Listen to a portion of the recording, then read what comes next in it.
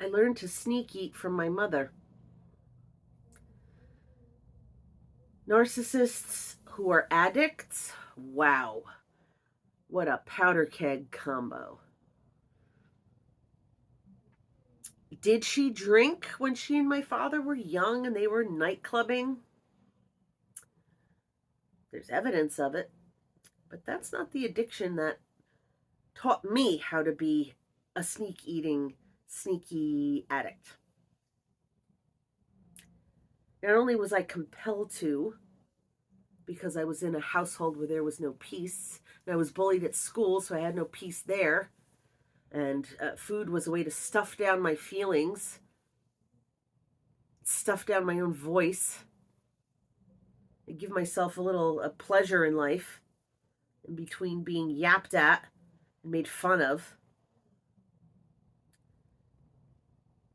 in between moments of happiness, because I did know how to be happy and make other people happy. I remember I came back from lunch one day, and my little girlfriends on the playground came running to me. Lise! Oh, I'll never forget that. I don't want to cry. Why did I think of that? I wasn't a miserable kid.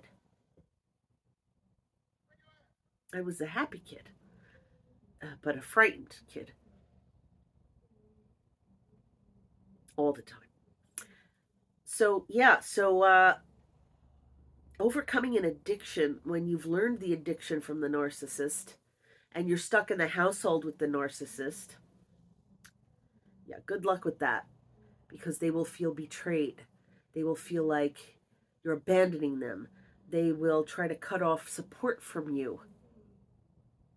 They'll refuse to buy you your diet foods, or if they do and you don't stick with the diet, they'll humiliate you by telling you how much they spent.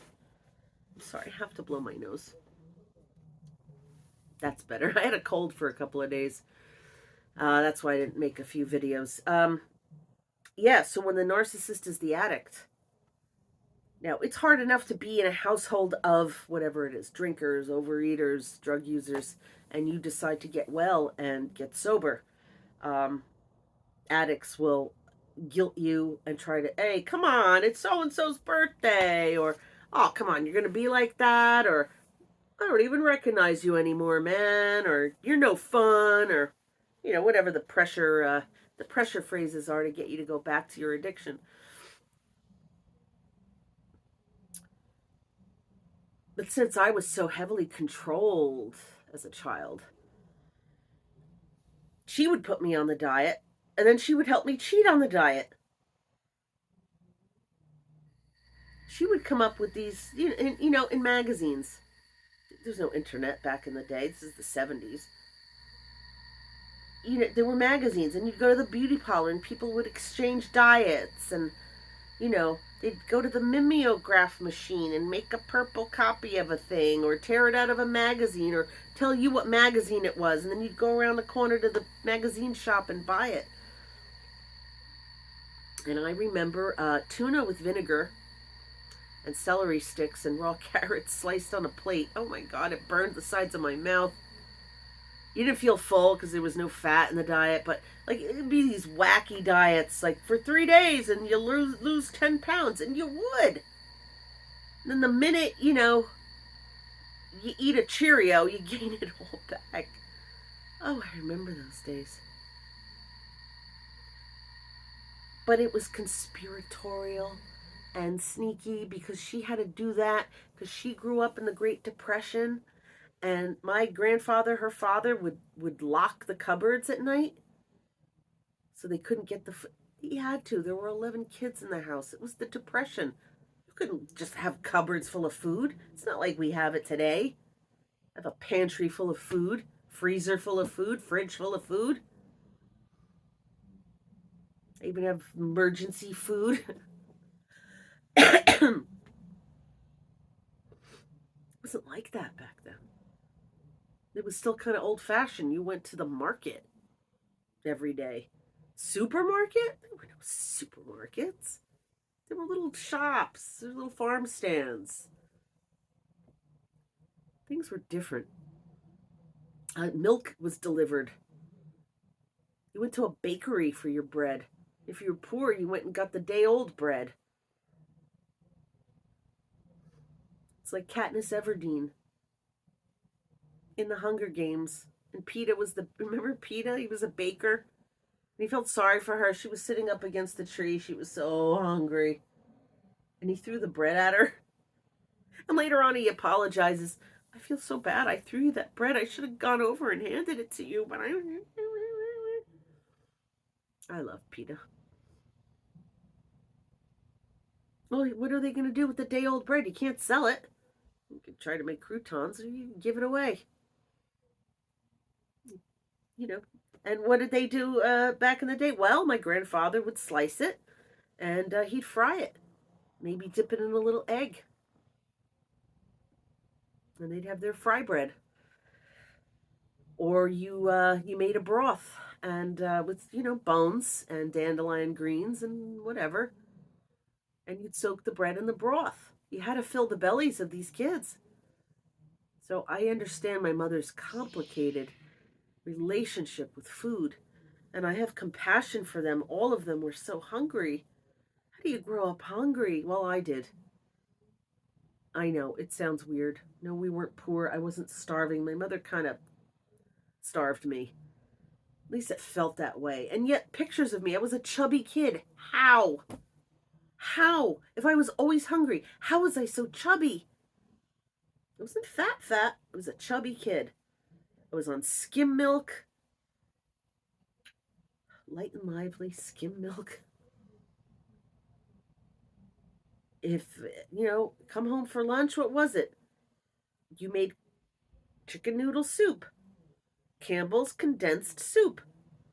So you pour the can in the pot, and then you fill it with water, and then you pour the water in the pot, and you stir it up. That's how you make condensed soup into soup.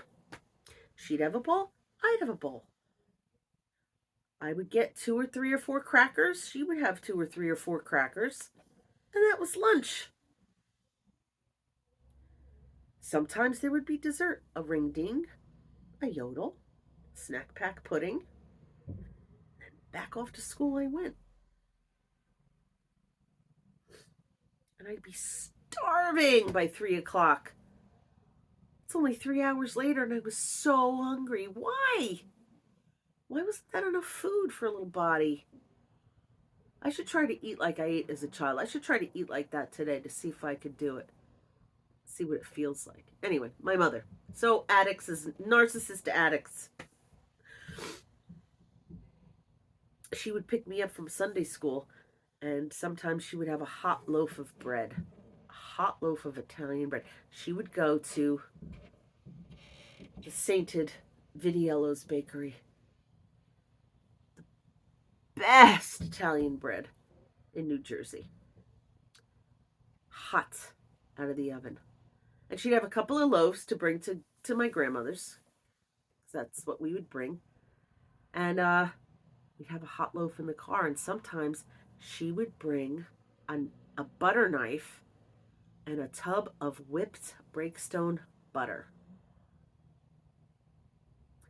She would butter the bread and we'd eat it. Now, there had to be something to drink, right? Or we would have choked. It's not like they had beverages back then.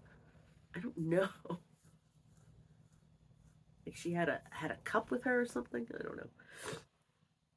But it was like a bonding experience to overeat with her, to sneak eat with her. Made me feel special and loved, and God, it was food. And that kind of bread and butter. Oh, what? Don't tell your father. Okay, I won't.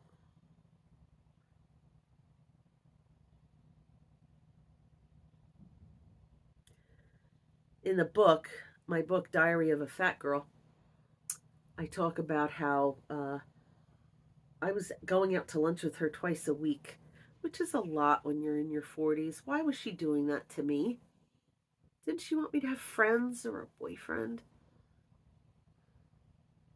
Anyway, so after my the gastric bypass and we were out to lunch, I would just get steamed vegetables. I was determined to lose weight. I just had this complicated surgery that almost killed me. And she got annoyed with me. She said, I don't want to go out to eat with you anymore. That's all you do is you eat those vegetables. It's a waste of money. Like, she couldn't enjoy her food, which I don't know, what the hell would she order? Whatever the hot meal was. She liked lamb shank with orzos and diner food, Greek diner food. And she'd get mad because I was eating my little diet plate. And I couldn't eat much, too, in the beginning. You really can't. The weight loss surgery works. The restriction works in the beginning. No, that was a betrayal. I don't want to go out to eat with you anymore.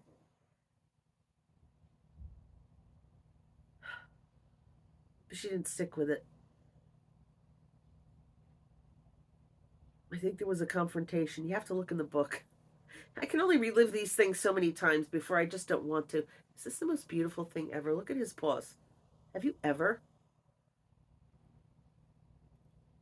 I'd kiss him, but I don't want to disturb him. Woo woo. No, he's not having it. So yeah, good luck overcoming an addiction when your narcissist is an addict. They will entice you. They will be in the good, loving mood. You know, the mood that you walk on eggshells, waiting and hoping, because it's like Christmas morning. It's the sunrise. It's a birthday cake. It's just joy when they're in a loving, accepting, affectionate, you're the best thing ever, love bombing mood. So yeah, it's very easy to get pulled back into the addiction if they're luring you with that, with the love, affection, acceptance, attention. It's just me and you against the world, babe. God help us. No, really. God help us. So yeah, if we've broken away, if we're no contact or super low contact, I recommend low contact. If you can make that happen for yourself. Some people are able to do no contact. I get it. I understand your choice.